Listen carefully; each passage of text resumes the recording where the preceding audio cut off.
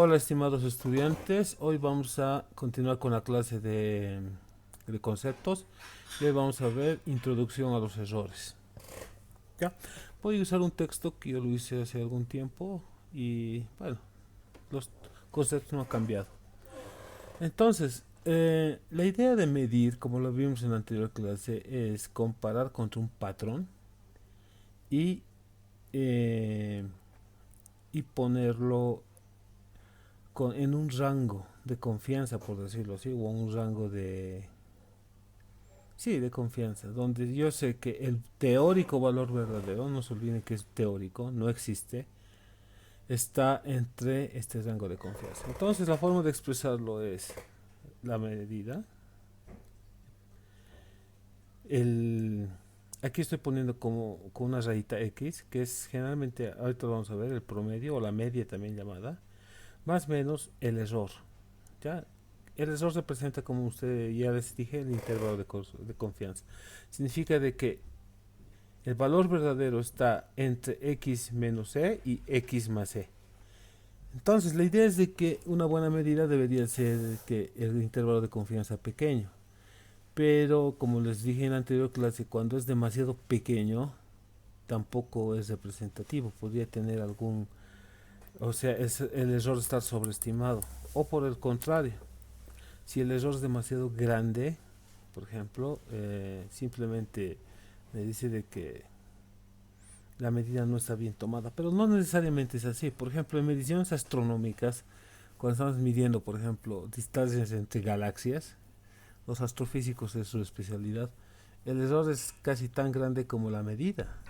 Entonces, por ejemplo, una galaxia que esté a 50 millones de años luz, el error es 25, digamos, años luz. Entonces, es simplemente referencial. O cuando son medidas demasiado cortas, por ejemplo, cuando estamos midiendo tiempos muy cortos, hablando de femtosegundos o atosegundos. Femtosegundos es 10 a la menos 15 por si acaso y ato es 10 a la menos 18 segundos. Las medidas son tan pequeñas de que hablar de error es un poco igual, referencial. ¿Ya? Entonces, X con barrita significa el valor medio, ya vamos a ver lo que es. Y E es el error de este resultado. Aquí está. En realidad la ecuación anterior nos indica que la medida obtenida tiene cierta probabilidad de estar dentro de los límites indicados. Entonces la palabra clave aquí es probabilidad.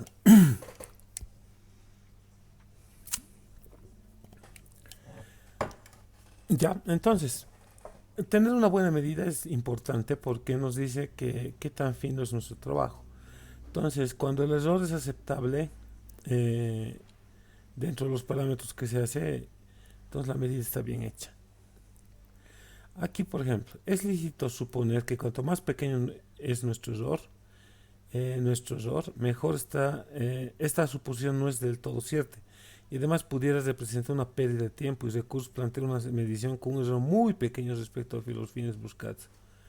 A ver, por ejemplo, si yo estoy midiendo, por ejemplo, kilómetros con algún instrumento, por ejemplo, un teodolito o un láser, estoy diciendo que estoy midiendo kilómetros, poner un error demasiado pequeño es hasta estúpido. Por ejemplo, estoy midiendo 100 kilómetros más o menos un centímetro. Ese sería mi error. Puede ser un logro tecnológico, pero no tiene sentido, ¿no? El error debería estar en el orden de los metros, incluso superior a los metros. Aquí pongo un ejemplo. Por ejemplo, la medición de grandes superficies de terreno es aceptable un error del 5% del área, pero buscar un error de 0.1% es una pérdida de tiempo y de recursos porque un error tan pequeño no es práctico. Por otro lado, un error de 10% tampoco es válido, ya que supera las expectativas del error esperado. Entonces, medir algo con un error muy pequeño no es necesariamente bueno, o un error con un muy grande tampoco es bueno. Este texto se los voy a pasar. En la mayoría de los casos tomaremos medidas de magnitudes fundamentales para llegar a combinar resultados para lograr la magnitud derivada requerida. La determinación de los errores en las magnitudes fundamentales determinarán el error final. ¿Ya? Entonces lo que hacemos es medir cantidades fundamentales cuya combinación nos da las magnitudes derivadas del caso. Entonces, como tenemos que hacer medidas, por ejemplo, de metros, para que tratar de medir, por ejemplo, velocidades o aceleraciones, entonces tenemos que hacer algunas ecuaciones o algo de matemáticas para que nuestro error tenga la combinación correcta. Entonces el error se propaga. Eso ya lo habíamos visto, pero ahora lo vamos a ver mejor. Determinar el error es una actividad fundamental en toda experiencia de laboratorio y no es algo de interés secundario y circunstancial. Incluso es parte del objetivo de cualquier actividad de laboratorio, hallar el error adecuado al requerimiento de la medición. Ahora sí, el error verdadero, como les había adelantado, es una cantidad que no existe, ya o es difícil de determinar. Es más teórica, es una cantidad numérica que es muy difícil de determinación, de muy difícil de determinar y prácticamente no existe. Solo podemos aproximarla debido a las limitaciones de los instrumentos de medida al experimentador y otros factores de accesibilidad a la medicina. ¿Ok? Aquí pongo un ejemplo. Si deseamos conocer el número de autos en una calle en un tiempo determinado, es posible saber el valor verdadero de autos, solo por conteo directo. Ahora, eso es cierto. Si yo me pongo, por ejemplo, en el Prado y quiero saber los autos que pasan en el carril de bajada de 10 a 12 de la mañana, entonces simplemente tengo que contar, ¿no? Si buscamos el número de autos en una ciudad grande, también en un determinado momento la medición ya es susceptible a tener errores, pero con una adecuada planificación es producir conocer el valor verdadero del número de automóviles en una ciudad. Eso sí es complicado. Por ejemplo, ¿cuántos automóviles hay solamente en el casco central de La Paz? ¿Ya? En una hora determinada. Y eso es más difícil. ¿Por qué? Porque los autos entran y salen de la área metropolitana.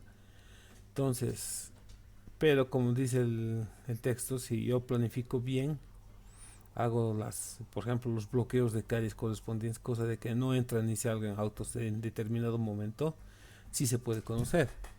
Pero siempre se me puede escapar alguno, por ejemplo, autos guardados, autos bajo garaje, autos que están figurativamente, pero no.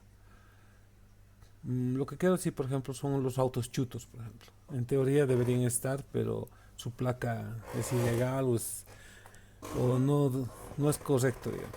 Pero si deseamos conocer el número de automovilidades en un país grande, también es un momento determinado. La medición es seguro que tendrá un error sin importar la planificación dada la experiencia. A las dos experiencias se llama variable discreta y a la última continua porque el valor verdadero es solo un referencial teórico. ¿Ya? Entonces, cuanto más número grandes sean mis mediciones, entonces más difícil es conocer el valor verdadero, o casi imposible. Ahora vamos a ver un concepto muy interesante que es precisión y exactitud. Hay una diferencia entre esto, entre medir bien y precisamente y exactamente. ¿Ya? Entonces vean este ejemplo, este grafiquito. Por ejemplo, esto es una diana de tiro al blanco. Entonces el objetivo de esto es tirarle al centro, ¿no? Entonces un buen tirador, digamos, con una arma o un arco flecha o algún dispositivo similar, va a empezar a disparar al centro, pero no le va a dar al centro. Ese centro, digamos, es nuestro teórico valor verdadero, ¿ya? Entonces va a disparar alrededor en una distribución. Por ejemplo, esta medida es exacta y precisa. Ahora sí leeremos el texto. La exactitud señala el grado en que el valor experimental, o sea, los puntos rojos, o promedio, o sea, podemos sacar el promedio de estos, se acerca al valor verdadero. Entonces, una medida sería exacta cuando más cercana está del teórico valor verdadero. La precisión indica el grado de concordancia entre los valores experimentales, es decir, cuánto se aproximan unas a otras. Entonces, cuanto más cerca estén estas medidas unas respecto de las otras, más precisa es mi medida y además más cercanas del valor verdadero. Ahora, debemos notar que precisión y exactitud no son necesariamente términos sinónimos. Otro ejemplo. Disparo. Noten ustedes que los puntos rojos son cercanos al uno al respecto del otro, pero están bastante lejitos de mi valor verdadero teórico. Entonces, no se cumple eso. Este valor, esta premisa. La precisión indica el grado de concordancia entre valores experimentales, es decir, cuánto se aproximan unas a otras. Eso sí lo cumple, pero están lejos del valor verdadero. Entonces, esta medida es precisa, está bien, e inexacta. Entonces, el valor verdadero es el punto negro y la medición es el punto rojo.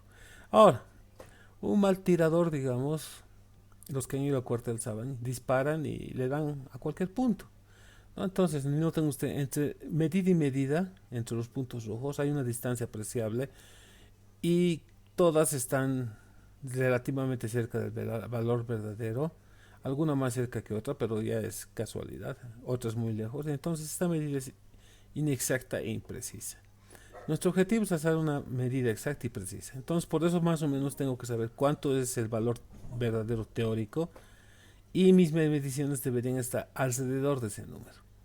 Ahora, si yo saco el valor teórico verdadero, valor verdadero y mis medidas son cercanas una a otra, pero están lejos del valor de verdadero, estamos en este caso precisa e inexacta, que no es lo deseable. Pero puede ser también de que saque valores aleatorios, digamos, uno respecto del otro, entonces mi medida no es correcta. No es aceptable una medición sea imprecisa e inexacta a la vez. O sea, aquí puedo corregir. Mire, si fuera un tirador, un francotirador, digamos, simplemente ajusto la mira para darle donde debo dar. Pero si yo soy un mal tirador o un mal francotirador, le voy a dar donde quiera. Incluso va a haber tiros que se salgan de la diana. Entonces, esto, digamos, es un buen laboratorista, el primer caso. Aquí, digamos, es un laboratorista con menos experiencia y este es un principiante. ¿Ya? Entonces, por eso hay que planificar la toma de datos. Ahora, hay errores sistemáticos y aleatorios. Vamos a ver cuáles son de estos. ¿Ya? Esto es importante también porque tiene que ver cómo leo los instrumentos. Como lo, como lo habíamos dicho, posiblemente es más porque probable que todo este curso sea no sea presencial. Entonces, como les dije, yo voy a grabar o tomar fotos a los experimentos y ustedes tienen que tomar los datos a partir de eso. Entonces, lo que tienen que ver es, no se olviden de que un video en realidad no es un continuo de imágenes, sino son fotos que van una detrás de otra en un tiempo muy corto. Generalmente son entre 24 y 30 fotografías. Entonces hay una frecuencia de muestreo. Entonces lo que pasa entre el medio no lo toma bien o no está representado. O sea, en otras palabras, eventos demasiado rápidos no los voy a poder registrar bien, a menos que tenga una cámara de alta velocidad, cosa que no la tengo y no la tiene la casera tampoco. Entonces, cosas demasiado extremadamente rápidas no las voy a poder ver. Entonces, simplemente tengo que restringirme a lo que pueda ver. Entonces, ahí ya tengo un error sistemático, ¿ya? Y también hay un error que va a haber que seguramente lo vamos a tratar de minimizar, es por ejemplo los planos entre imagen e imagen. Por ejemplo, lo que yo veo en realidad es una proyección de un plano de atrás, entonces puede ser más grande o más chico. Entonces voy a tratar de utilizar algún equipo que es analógico y este equipo me permite hacer, digamos, verlo, visualizar mejor que un equipo digital. Ya, entonces, un error sistemático es tiene que ver con el instrumento generalmente. Por ejemplo, si utilizo, por ejemplo, un tester para medir ciertas magnitudes, por ejemplo, algún voltaje, tengo que asegurarme de que el tester esté bien, ¿ya? Entonces, si yo mido y no sé si el tester está bien y me da medidas, digamos, por ejemplo, medir el voltaje que viene de la línea. Entonces, con el tester o multímetro lo pongo en voltaje alterno y empiezo a medir. Yo sé que el, la corriente de línea, el voltaje, es 220. Entonces yo sé que debería variar mi medida alrededor de los 220 voltios o 110 si fuera una instalación antigua, ¿ya? Pero si me da 50 voltios, algo raro está pasando, ¿verdad? O si me da más 500 voltios, ¿ya? Simplemente mis equipos se quemarían. Entonces el error está en el instrumento. Tal vez no está bien calibrado, o está dañado, o estoy leyendo mal. Ese se llama un error sistemático. ¿Ya? Tiene que ver con la lectura. O si estoy tomando medidas mal tomadas, pero sistemáticamente. Por ejemplo, eh, cuando mido con tiempos, ¿ya? Me dan un cronómetro y me dicen que mida. Y resulta de que, por ejemplo, no soy rápido, ¿ya? Con mi pulgar que tengo que apretar el botón de encendido y apagado del cronómetro, simplemente no lo aprieto rápidamente. Entonces, el tiempo que tardo en tardar, en apretar, digamos, lo tengo que medir también. Entonces, ese tiempo va a adulterar la medida real. Entonces, eso es inevitable. No lo puedo sustituir. Ya son las limitaciones humanas. Entonces, ese error tengo que ser considerado. Ya, podemos dividir los errores en sistemáticos y aleatorios. Un error sistemático es aquel que es constante a través del conjunto de lecturas. ¿Ya? Y un error aleatorio es, como dice su nombre, es aleatorio. Puede ocurrir, como no puede ocurrir. Por ejemplo, en un grupo de gente que está tomando equipos, digo, de que medidas, ya son cuatro compañeros, digamos usted. Uno siempre va a ser, digamos, el que, que no está prestando demasiada atención y tiene que medir algo, entonces simplemente por irse rápido pone cualquier número, ¿ya? Entonces ese caería en un error aleatorio porque podemos, digamos, discriminarlo, ¿ya? Entonces un error aleatorio es aquel que varía y tiene igual posibilidad de ser positivo o negativo. Los errores aleatorios siempre están presentes en un experimento y en ausencia de errores sistemáticos son una causa de que las lecturas sucesivas se dispersen alrededor del valor verdadero de la cantidad. Figura. Si además está presente el error sistemático, las lecturas se dispersan alrededor del valor, sino en algún valor desplazado. Por ejemplo, también cuando estoy midiendo con algún equipo, ya hay una alta y baja de tensión. Entonces, si el equipo no está bien diseñado o es, digamos, antiguo, estas altas y bajas me pueden simplemente hacer fluctuar las medidas, ¿ya? Entre otras cosas. Los errores sistemáticos frecuentemente surgen debido a que la disposición experimental es diferente a la que se supuso en la teoría y se ignora un factor de corrección que tome en cuenta la diferencia. ¿Ya? Entonces tiene que ver, por ejemplo, si yo estoy queriendo medir algo de una forma y hago variaciones, entonces tengo que corregir. Y si no lo corrijo, estoy metiendo sistemáticamente un error. Un error aleatorio se puede descubrir repitiendo numerosas veces las mediciones. ¿Ya? O sea, por eso tengo que tomar muchas mediciones eh, para un experimento. ¿Ya? Obviamente no puedo, por ejemplo, medir un tornillo, las dimensiones de un tornillo. Entonces no tiene sentido medir 100.000 veces si me va a dar más o menos lo mismo. Entonces simplemente se hace con unas cuantas mediciones y ya está. Un error aleatorio se puede descubrir repitiendo numerosas veces las mediciones. Además, tomando lecturas se obtiene del promedio aritmético un valor que se aproxima más al valor teórico verdadero.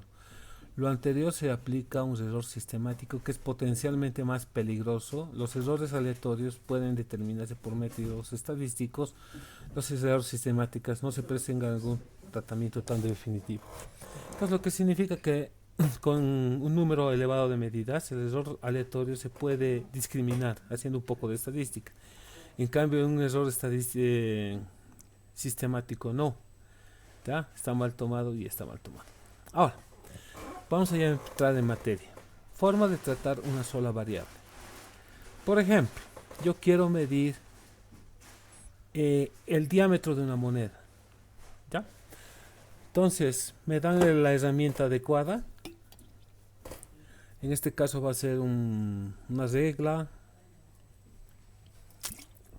un calibre, un tornillo micrométrico o algún instrumento similar.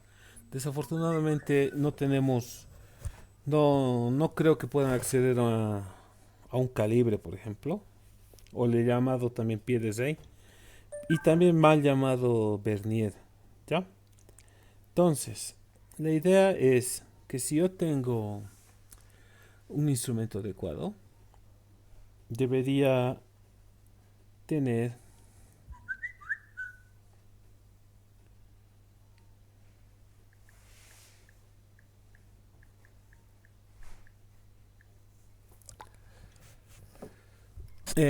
debería tener entonces eh,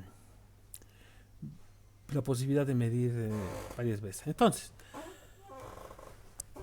lo que se hace, y les voy a explicar un ratito más con un poco de estadística, cuando yo tomo una sola variable, por ejemplo, les decía, medir el diámetro de una moneda, ¿ya? Entonces, yo la mido con una regla, es una regla de plástico, una regla escolar, y me da algún valor, por decirles un centímetro, coma uno, ¿ya? Pero me fijo bien y esta moneda ha sido maltratada por la vida y veo que no es perfectamente circular. Entonces lo vuelvo a medir de este otro lado y me da que es 1.2. Entonces, ¿cuál es el verdadero diámetro o cuál ha sido? Entonces, trataré de tomar varias medidas en diferentes posiciones y ver cuál de estas medidas es la correcta. Entonces la pregunta es, ¿cuál de estas medidas es la correcta? Pues ninguna, ¿no? Entonces lo que tengo que hacer es tomar un criterio para escoger cuál de estas medidas es la correcta. Entonces el mejor criterio que hay es el promedio. Estadísticamente tiene su significado. Les voy a explicar en un rato. Entonces el promedio es el número de medidas. Aquí está. Estoy poniendo con x1, x más 2, digo, más x sub 2, más x hasta lo que haya, x sub n, dividido entre el número de medidas. Entonces, si estoy tomando 10 medidas, voy a tener la medición 1, más la medición 2, más la medición 3, más la de medición 10, dividido entre el 10. Ya en este caso, y me va a dar un valor. Entonces, ese se llama el promedio. Ok.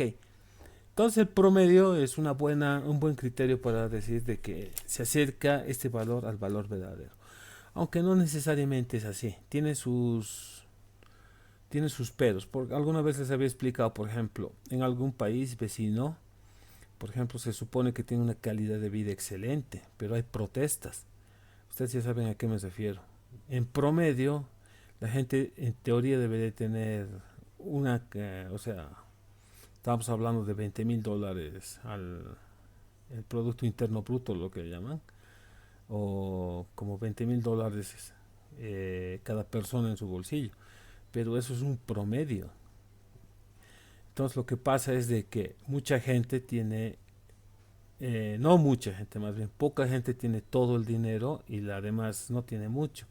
Entonces lo que pasa es que el promedio no discrimina. Entonces si este número es grande respecto del otro, simplemente se va distribuyendo, entonces se va difuminando en realidad. Entre el número de habitantes, digamos, me va a dar una cantidad. Pero ¿qué pasa si X1 lo tiene casi todo? Y X2 y X3, XN no lo tiene muy poquito. El restante tiene. Entonces, pero el promedio va a ser lo mismo. Entonces, por eso es un poco peligroso el promedio, tanto sea en mediciones de un tipo como del otro. ¿Ya? Entonces, pero en general, si las medidas están bien tomadas, no, estoy libre de errores aleatorios, o por lo menos son pocos, y no tengo errores sistemáticos, mis medidas por eso están bien tomadas, el promedio entonces se va a acercar al valor verdadero teórico. Entonces, suponemos que tenemos un conjunto de medidas de errores sistemáticos de una misma magnitud, libres de errores sistemáticos de una misma magnitud. Los valores individuales X y fluctúan debido a los errores aleatorios y se toma como mejor valor de magnitud el promedio aritmético de las lecturas, que se define de la siguiente manera. Entonces ya hemos definido cómo es mi promedio aritmético. Ahora, esto es fácil de hacer. Tengo, por ejemplo, 10 medidas, 20 medidas. Eso se lo puede hacer incluso a mano. Es una sumatoria nomás y una división. Si tengo más medidas, 100, ya tengo también el peligro de equivocarme. Entonces, una buena calculadora científica, ni siquiera una buena, una regular, tiene la función esta de sacar promedios. Ahora, como les digo, ya muy pocos están usando calculadora. Entonces, el Excel, por ejemplo, lo hace tranquilamente. Incluso tiene funciones hechas. Entonces, pero a menos de que la suerte no favorezca en demasía, X, o sea, X es el promedio, no será igual al valor verdadero de la magnitud medida. La pregunta es qué tan próximo es el valor del promedio aritmético del valor verdadero.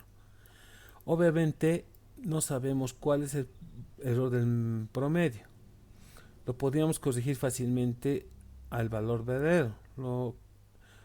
Lo más que podríamos decir con ciertas probabilidades es decir que el valor verdadero está en alguna parte del rango centrado en el valor verdadero.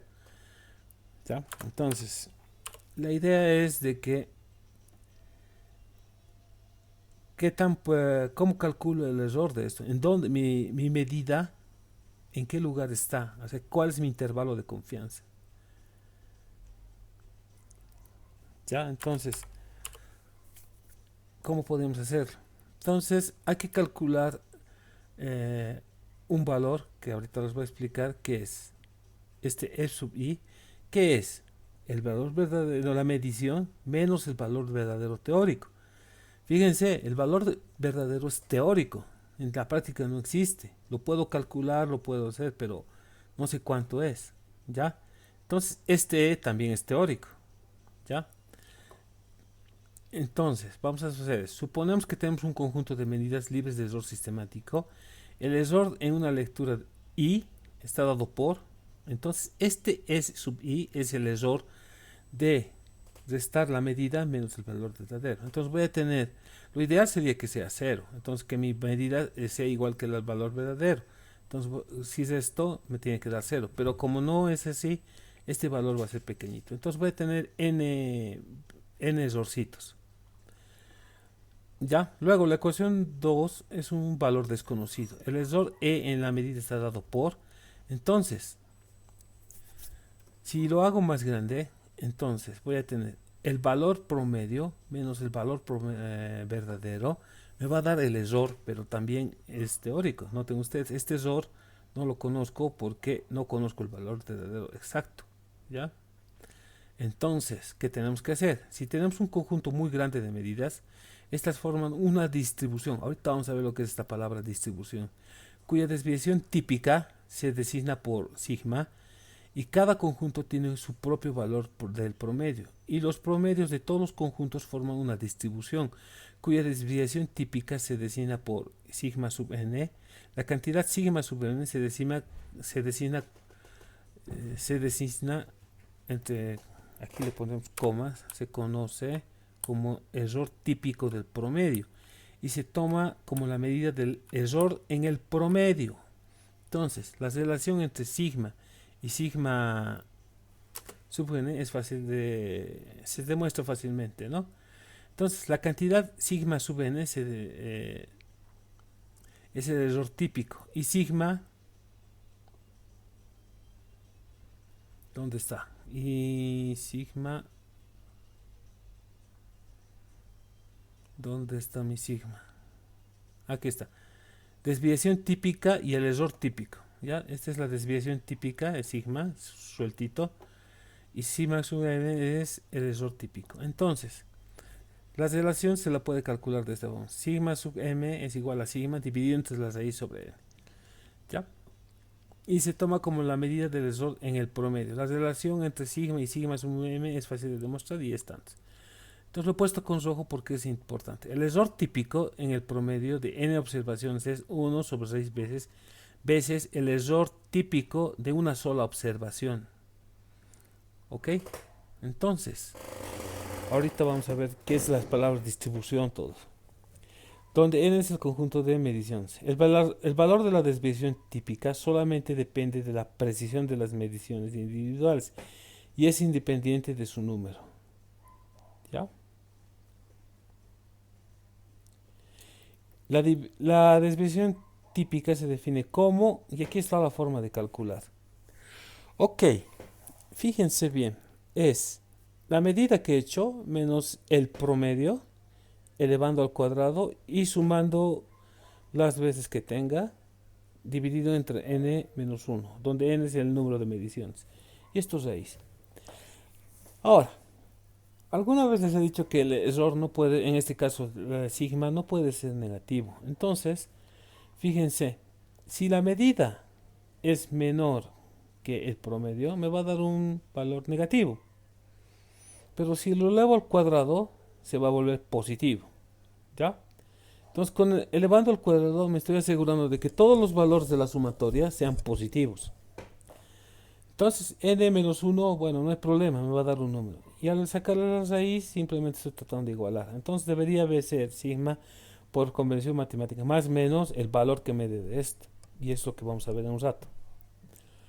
¿Ya? Entonces, esto se puede calcular a mano. Si no tengo muchos valores, simplemente tomo mi primer valor, primero saco su promedio y luego el primer valor menos el promedio elevo al cuadrado. Y el siguiente valor más segundo valor menos el promedio elevamos al cuadrado, más, y así sucesivamente. Entonces el resultado de esta sumatoria lo divido entre n menos 1 y saco su raíz y ya está. Ya tengo sigma. Entonces, a su vez la desviación típica estándar también tiene una serie de propiedades que se deducen fácilmente de la varianza, ya que la desviación típica es una raíz cuadrada positiva de la varianza. Entonces la desviación estándar es siempre un valor no negativo. S será siempre mayor o igual que 0 por definición. ¿Ya? Entonces cuando S es igual a 0, entonces x sub y para todo y. La medida de dispersión óptica por ser la más pequeña. Es la medida de dispersión óptima por ser la más pequeña. Entonces, ¿por qué debo tomar esto? Porque es la medida más pequeña. La desviación estándar toma en cuenta las desviaciones de todos los valores de la variable. Si a todos los valores de la variable se le suman la misma constante, la desviación estándar no varía. Y si todos los valores de la variable se multiplican por la misma constante, la desviación estándar queda multiplicada por el valor absoluto de dicha variable. Ok. Ahora vamos a ver lo que tiene que ver esas palabras. Entonces voy a recurrir a una página, se las voy a dejar obviamente, y vamos a ver esta parte. Distribución normal o Gauss. Saben, hay una cosa bien interesante que tiene que ver con la estadística y la física, que se llama una distribución. Por ejemplo, cuando yo lanzo por ejemplo, granos de arroz a algún espacio, por ejemplo, no sé, un galpón, siempre tiende a una forma determinada, que es la gaussiana. ¿Ya? Entonces, vamos a ver un videito de YouTube.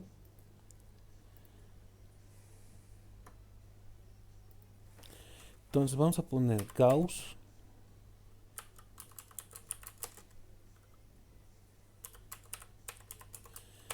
canicas. Fíjense, por favor,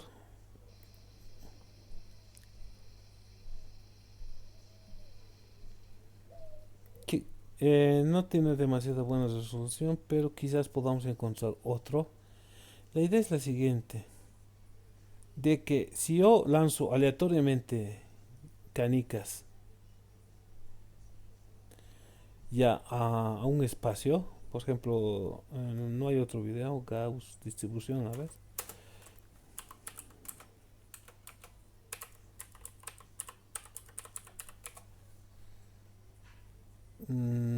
Más o menos. Aquí hay explicaciones por si acaso. Aquí está. Campana de Gauss también es conocida. Fíjense,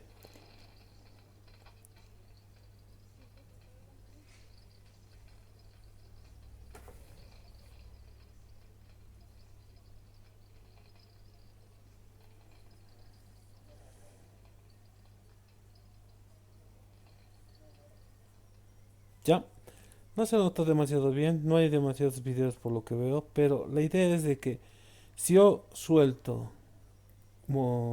ya sea granos de arroz, ya sea monedas, ya sea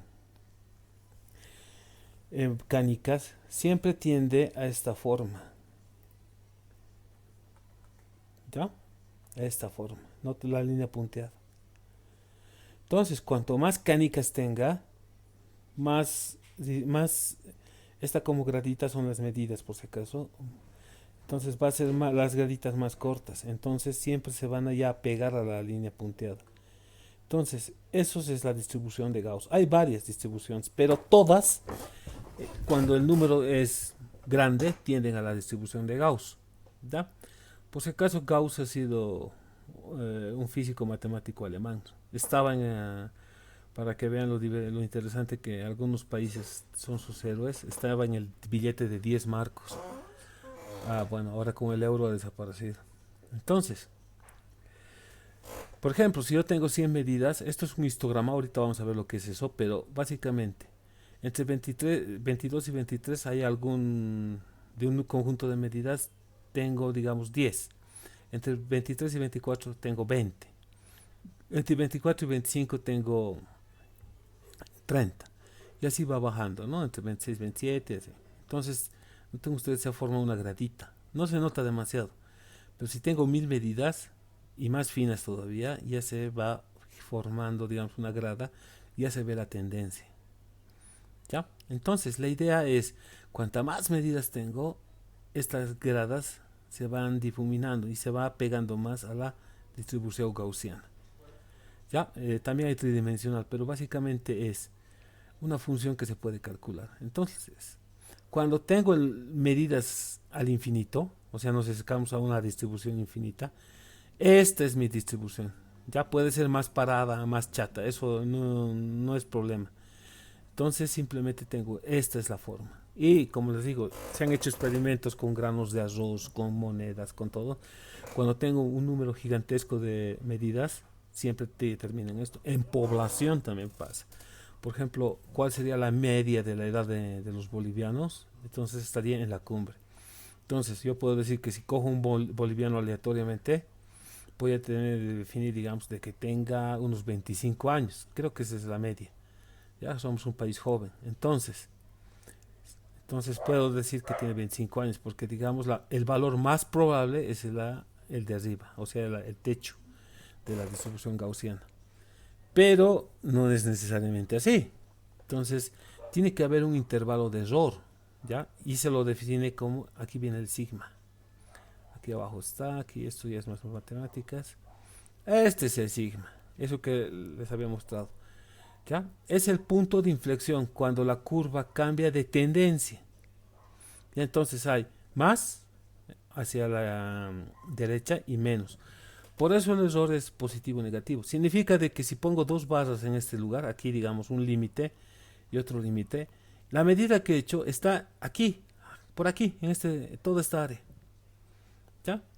Entonces, si mi medida es buena, digamos, mi experimento es demasiado fino, esta campana de Gauss va a tender a ser más delgada, entonces, y más alta. Entonces mi sigma va a ser más cortito. Entonces, mi error va a ser en un área va a estar en un área más pequeña. Ahora, si mi medida es grosera, mal hecha, esta campana va a tender a ser más chata, como esta. ¿Ya? Y mi sigma va a estar por aquí. Entonces el área es mayor. Entonces mi error o valor verdadero va a estar por acá. Pero mi promedio siempre está en la cúspide. ¿Ok?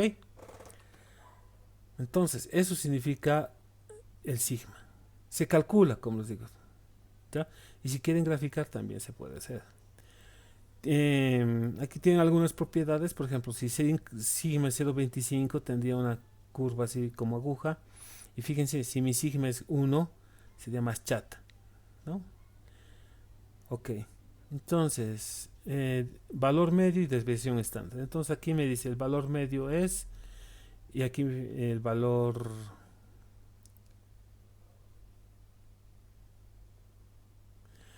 Entonces el valor promedio es este y sigma cuadrado es este. Entonces, aquí me da un cálculo que no lo vamos a hacer porque en realidad sería cansador y tampoco lo van a nos interesa demasiado. Entonces la desviación estándar, como les decía, es sigma cuadrado y hay más distribución normal típica. Aquí está sigma, distribución normal sigma, ya. Y ya esto es más matemáticas, es bien integrales, todas esas cosas. Es para un estudio, para mi, para un curso de estadística. Si ustedes le van a estadística, lo van a hacer. Ok, lo que nos interesa, que, ¿qué significa sigma? En realidad es el punto de inflexión donde la curva cambia su tendencia y mi valor promedio, que está aquí en este x sub 0, sería este, la cúspide. ¿Ya? Ahora, hay también algunos valores que se llaman, por ejemplo, media y lo vamos a ver en esta clase o en la siguiente. ¿Ya? Entonces, tiene que ver con eso. Ahora, me había pasado a explicarles qué es sigma y qué es el promedio con una campana de Gauss. Entonces, veremos que primero qué es frecuencia. La frecuencia es una cantidad que se repite en una medida. Ya, por ejemplo, si calculamos la edad de un curso grande, por decirles de 100 personas, eh, por ejemplo, de una materia básica, por ejemplo, alguna vez di un curso grande de física 1 de, me dieron 150 alumnos, e hice ese experimento, ¿no? Les pregunté sus edades, más o menos todos tenían entre 21 y 20, más o menos 2 años, 21 era más o menos el promedio. Ya, entonces, pero había alguna gente mayor que estaba estudiando su segunda carrera o por cosas de la vida recién estaba empezando a estudiar. Estamos hablando de 30 años. También habían jovencitos, ¿no? Chicos precoces de, creo que mi menor de esa época era 18 años, ¿no? Recién salidito del cuartel y todo estaba. Entonces, pero no eran muchos, ¿no? Esos eran los extremos, digamos. Pero el promedio era 25 años. Entonces, lo que podemos hacer, por ejemplo, en un curso de 100, pedirles a cada una de estas personas que me diga su edad. Entonces, voy a tener, digamos, un rango entre 17 y 40 años, siempre hay gente mayor, y empezar a anotar. ¿Cuál es tu edad? 25. Entonces, donde está la casilla 25, pongo un ticket. ¿Cuál es tu edad?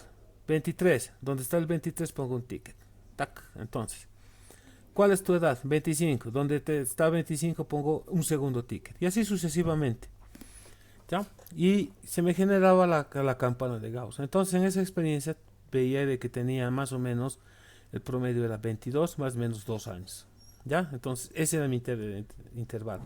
Entonces, yo cogía aleatoriamente a alguna persona de ese curso, podía decir con cierta seguridad de que tenía 25 años, ¿ya? Y su error estaba entre 27 y 23. No, ¿cuánto era? 22 años más o menos 2 años era, me acuerdo. Entonces sería 22, estaba entre 24 y 18 años. Entonces más o menos, si yo lo cogía aleatoriamente, vos tienes entre 18 y 24 años. Ah, sí. Y bueno, la gente mayor ya salía de la estadística, ¿no? Aquí tengo un ejemplo. Medidas de las aristas de un cubo. Me da un cubo y empiezo a medir. Y tengo, ¿cuántas medidas son? Aquí tengo 5, aquí tengo 50 medidas. ¿Ya? Y empiezo a ver. Aquí, por ejemplo, tengo 265, 265, 265 y 265. No he contado cuántas veces repite, pero tengo varias veces 265. Entonces, cada vez que tenga 265, pongo un ticket en la medida correcta. Cada vez que tenga 269, tengo un ticket. Entonces, aquí está. Si lo ordenamos por el número de veces que aparece el número, veo que noten ustedes. Cuando tengo 261 tengo una medida. 262, 2. 263, 5. 264, 10. 265 tengo 13. Y va bajando ahora. 266 tengo 9. 267 tengo 5. 268 tengo 3. Y 269 tengo 2. Noten ustedes que si visualizan, se está formando como una pancita que va bajando. Y si hago el histograma correspondiente, gráfico, ¿qué tan frecuente es en las abscisas? ¿Qué tan frecuente es mi medida respecto a la medida? Ya en centímetros. No se olviden que estamos midiendo aristas. Entonces voy a tener, por ejemplo, el primero, 261. Aquí. Solo hay un dato. Entonces esto mide 1, la mitad. Vamos a tomar otro, el último. 269 tiene dos medidas. Aquí 269. Aquí tiene dos medidas. Correcto. Entonces noten ustedes que se ha formado o empieza a formarse la tendencia de una campana de Gauss. ¿Ya? Entonces si yo tuviera 1000 medidas, estas barras serían más delgaditas y ya sería mucho más notoria la tendencia a la campana. Si tuviera, digamos, 10.000 medidas, esto ya sería directamente una campana. Y entonces voy a tener la media aritmética, el promedio que va a ser este, que va a ser 265. El valor más que mayor número de medidas tiene es 265. ¿Ya? Y se puede calcular su sigma, este intervalo entre dónde y dónde está el error. ¿Ya? Entonces la distribución gaussiana, ahora esta es mi explicación, tiene que ver con esta función. Esta es la función de la distribución gaussiana. 1, 2 pi sigma, que ya sé cómo calcularlo, es con la ecuación que habíamos visto hace rato, esta. ¿Ya?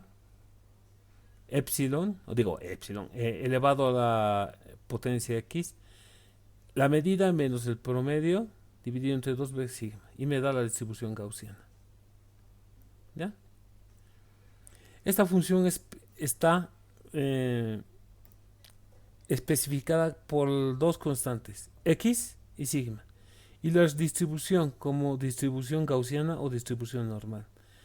Note que esta función es simétrica con respecto a x. A esto significa de que es simétrica, significa que un lado es igual al otro, ¿no? Evidentemente tengo que dividirlo entre dos. Tiene un máximo valor en x sub 0. Entonces el máximo es x, que sería el promedio, y tiende rápidamente a 0 a medida de que x menos x, el valor absoluto, se hace mayor comparada con sigma. Entonces significa de que el lugar donde encuentro el punto de inflexión empieza a decaer violentamente. Ok. Algunas definiciones de error también. Error relativo es el error relativo epsilon, y es el cociente de valor e entre el valor medio, promedio y aritmético. Y el error relativo porcentual. Entonces lo tengo que expresar en un porcentaje. Es el error relativo multiplicado por 100.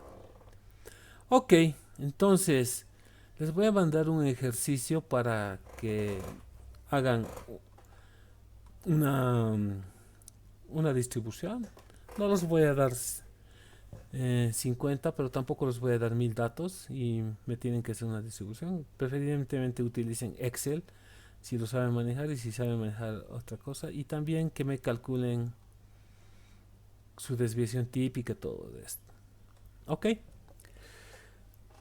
Con eso terminamos la clase y nos vemos la siguiente, donde vamos a hacer un poco más de esto. Ok.